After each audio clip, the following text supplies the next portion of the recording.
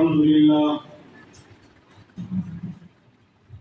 لله نحمده ونستعينه ونستغفره ونؤمن به ونتوكل عليه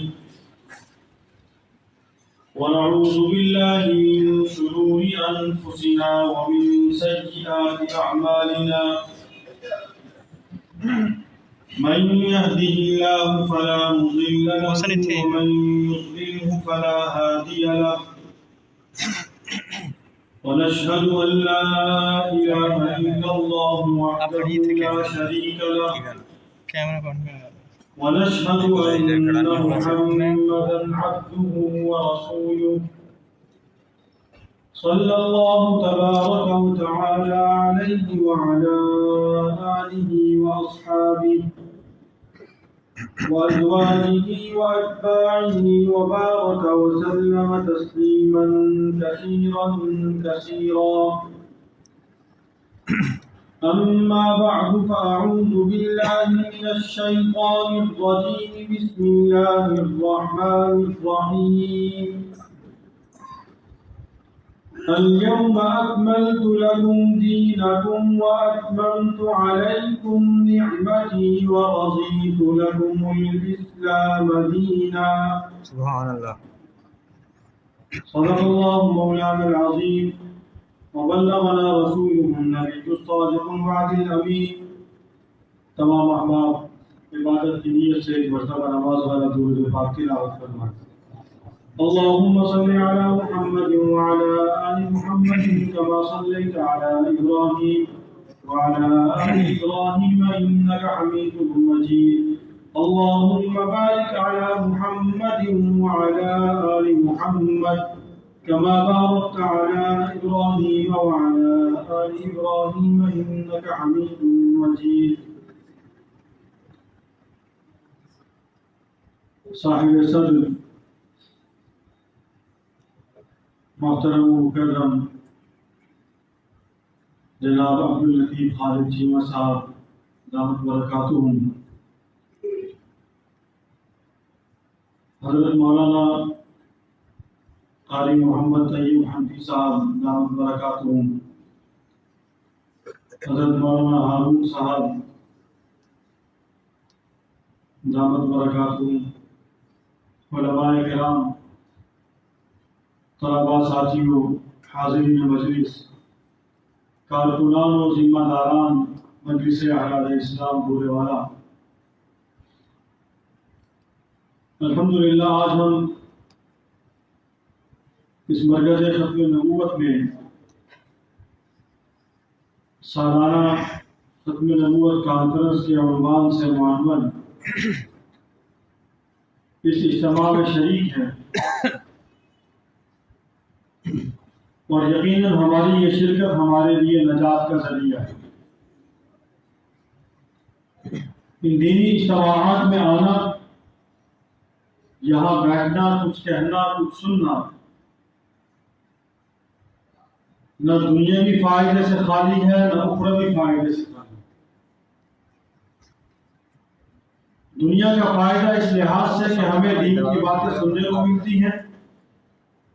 اور ان پر عمل کرنے کا موقع نصیب ہوتا ہے. دین سیکھنے کو ملتا ہے، اپنی کوتاہیاں، اپنی کمیاں دور ہوتی ہیں اور انسان اپنے اعمال کے اندر بہتری لاتا ہے. دین دشمن فتنوں سے آگاہی حاصل ہوتی ہے اور اپنے عقائد پر، اپنے ایمان پر، ایمان کی بنیادوں پر انسان کو استقامت و ثبات نصیب ہوتا ہے. اور اخروی فائدہ ایک ہی ہے جو ہر نیک عمل کی غرض و غایت اور مقصود ہے کہ اللہ سبحانہ و تعالیٰ کی رضا حاصل ہوتی ہے، رسول اللہ صلی اللہ علیہ وسلم کی اتباع و فرما برداری کے نتیجے میں اللہ جل شانہ مغفرت کا وعدہ انہوں نے فرما رکھا ہے اور ہم اسی امید پر جی رہے ہیں کہ اللہ معاف فرمائے گا. دوستو، عقیدہ ختم نبوت کی تاریخ، اس کے تحفظ کی تاریخ ہماری جماعت کے مرکزی نائب امیر جناب عبداللطیف خالد چیمہ صاحب نے بالکل ابتدا سے بیان فرمایا، اور جہاں پر لا کر چھوڑا وہیں سے دو تین باتیں آگے عرض کرنے کی کوشش کروں گا۔ برصغیر پاک و ہند میں عقیدہ ختم نبوت کے اس عنوان پر کام کو بڑھانے کے لیے جن افراد نے انفرادی طور پر اور پھر اجتماعی شکل میں مجلس احرار اسلام کی صورت میں کام کا آغاز فرمایا، ان میں معروف نام حضرت سیدنا پیر مہر علی شاہ صاحب نور اللہ مرقدہ، حضرت امیر شریعت مولانا سید عطاء اللہ شاہ بخاری نور اللہ مرقدہ اور ان کے رفقاء کار، اور ان سب کی سرپرستی علامہ محمد انور شاہ کاشمیری نور اللہ مرقدہ، اور ان کے بعد مرشد احرار حضرت شاہ عبدالقادر رائے پوری نور اللہ مرقدہ نے فرمائی۔ انہی کی توجہات سے یہ سلسلہ منظم ہوا، مضبوط ہوا،